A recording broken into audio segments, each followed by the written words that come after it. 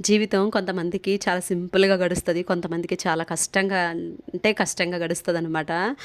ఒక్కోసారి ఎంత కష్టపడినా ఫలితం ఉండట్లేదు అనే ఫీలింగ్ గూడా వచ్చేస్తది. ఎందుకు ఇలా మాట్లాడుతున్నాను ఏంటి అనేది వీడియోలో షేర్ చేస్తాను చూస్తూ ఉండండి.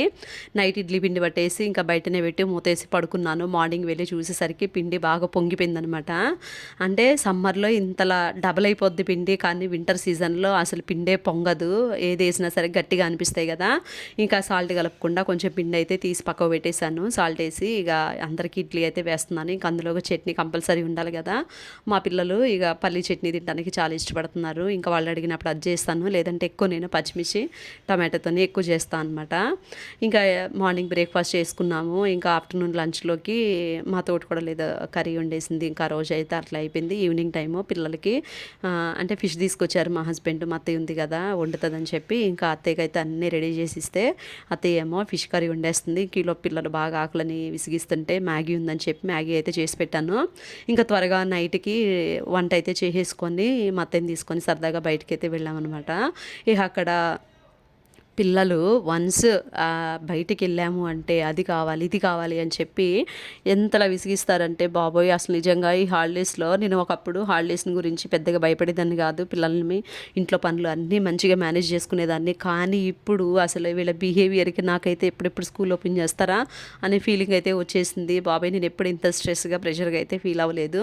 పిల్లలు కొంచెం ఎదుగుతున్న కొద్దీ అల్లరి కూడా బాగా ఎక్కువైపోతుంది. అది ఇంకా మనం కొడితే మొండి వాళ్ళు అయిపోతారని చెప్పి ఇక ఏదో రకంగా మనలో ఓర్పు, సహనం అనేది పెంచుకుంటూ వెళ్ళిపోవడమే అని చెప్పి నాకైతే అనిపించి పిల్లలనైతే ఇక కోపం వస్తది ఒక్కోసారి. నా మెయిన్ రీజన్ నేను జాబ్‌కెళ్ళకుండా ఇంట్లో ఉండడానికి కారణం కూడా ఇదే. ఎందుకంటే ఒక్కోసారి వీళ్ళు చేసే భయంకరమైన అల్లరి పేరెంట్స్‌గా, తల్లిదండ్రులుగా, తల్లిగా మనమే తట్టుకోలేము.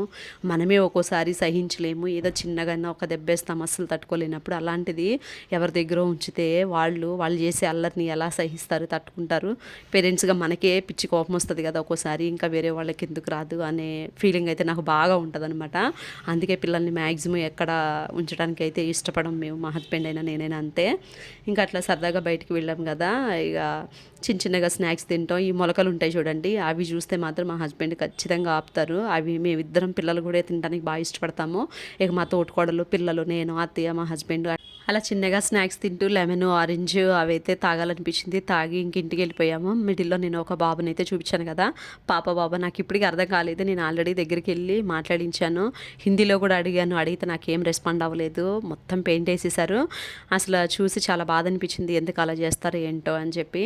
నేనేం చెప్పాలనుకున్నానంటే మనం పడే కష్టం మనకి ఎలా బ్రతకాలో నేర్పిస్తుంది. అలాగే మనకు కలిగిన నష్టం ఎవరిని నమ్మాలో నేర్పిస్తుంది అని అయితే నాకు బాగా అనిపిస్తాయి ఈ మాటలు. చేస్తున్న పనిలో ఫలితం ఉండట్లేదు అని ఎంత బాధ అనిపించినా ఏదో ఒక రోజు సక్సెస్ అవుతాం కదా అని.